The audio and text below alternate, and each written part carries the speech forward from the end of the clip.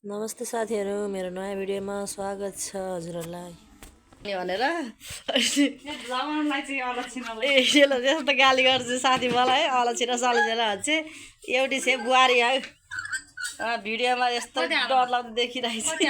मोटी न मोटी कति हाल्ने हो चामल एक कटोरा होइन कहाँ एक कटोरा पुग्छ त नि कति हो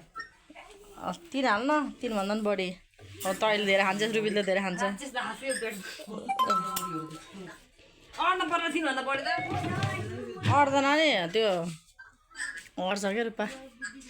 बहिनी हो यसलाई चाहिँ आज मलाई सुत्केरी छु अन्त अहिले बहिनीले खाना पकाइ फेरि भन्नु त फेरि 5 महिना भयो सुत्केरी 6 महिना भयो सुत्केरी 1 वर्ष भयो सुत्केरी हुँदैछ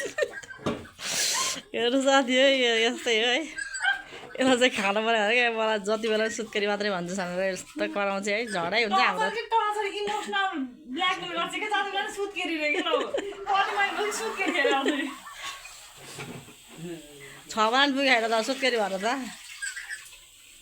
मान्छे 1 वर्षमा सुत्केरी हुन्छ नि म त बल्ल गाई जो 5 महिना नि भयो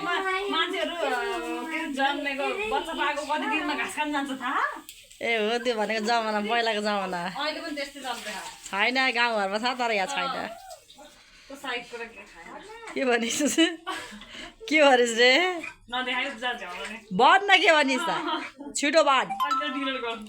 डिनर त गर्न पाए पो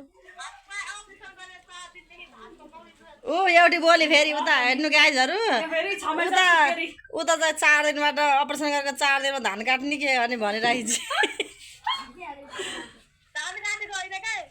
के गरेको खाना पकाएको रे ए ल हेर्नु साथीहरू उसले चाहिँ 4 दिनबाट खाना पकाउने होइन कपडा धुनी गरेको के अरे यसले यहाँ मलाई चाहिँ 6 महिनासम्म सुत्केरी नै छु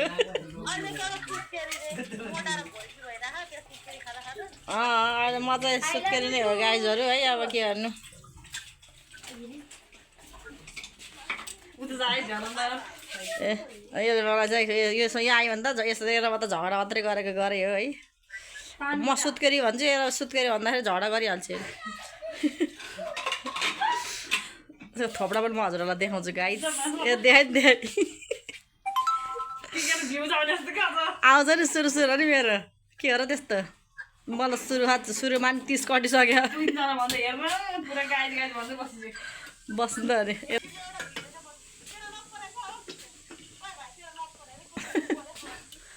ल साथीहरू त्यसलाई चाहिँ खानु पर्ने भनेको है ओ सुत्केरी अझै सुत्केरी होस् त भनेर मसँग झगडा गर्छ क्या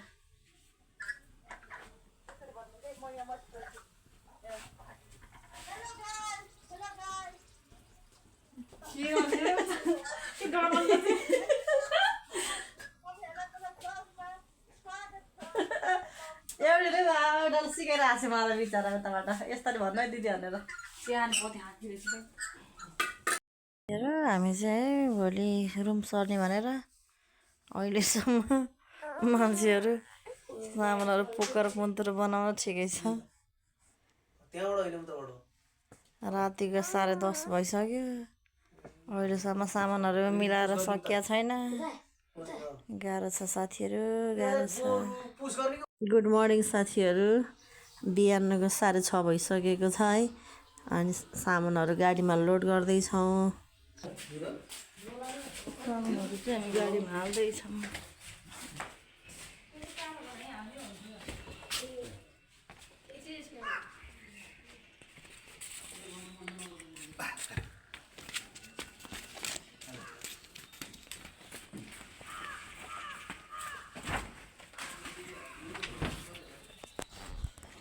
मेरो सानो म चाहिँ बिहान मेरो सानो निन्द्रै पुग्यो होला साथीहरू निन्द्रै पुगेन मेरो सानो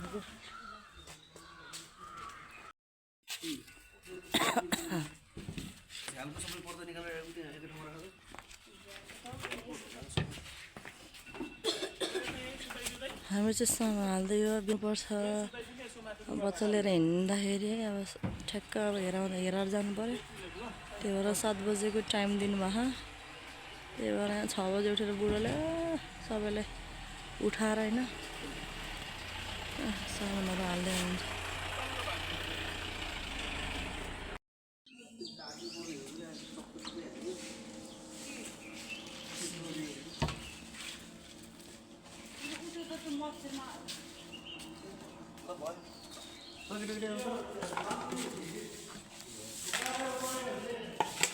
गाइस हामी चाहिँ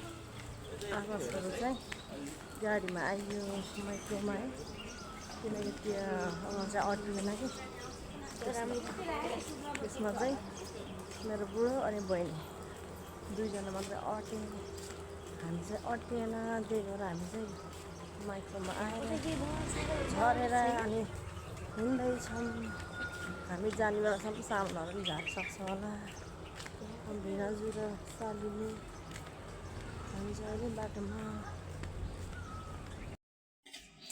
ल सामानहरू झार्दै त सामान चाहिँ झारिसक्नु रहेछ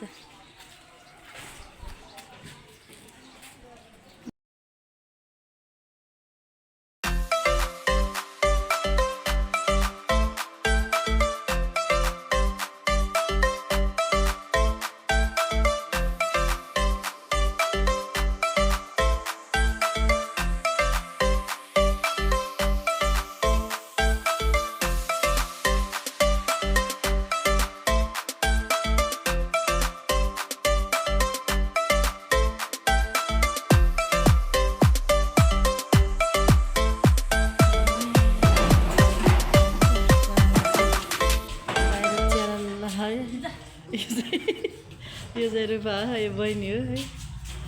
सामानहरू चाहिँ ल्याउँदै हुनुहुन्छ कोठा चाहिँ यो हो है यहाँ चाहिँ माथि पनि यस्तो सामान राख्ने छ कोठा त ठिकै छ धेरै ठुलो छैन है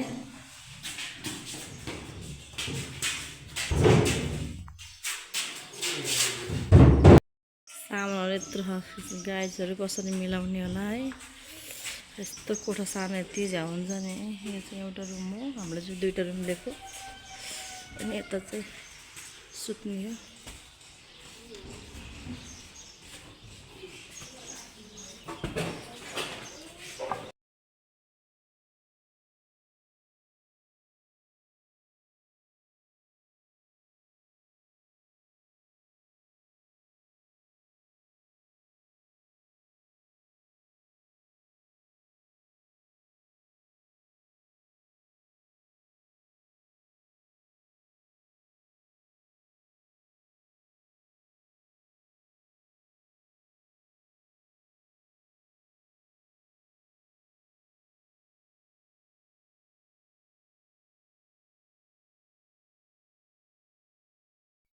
ओके साथीहरू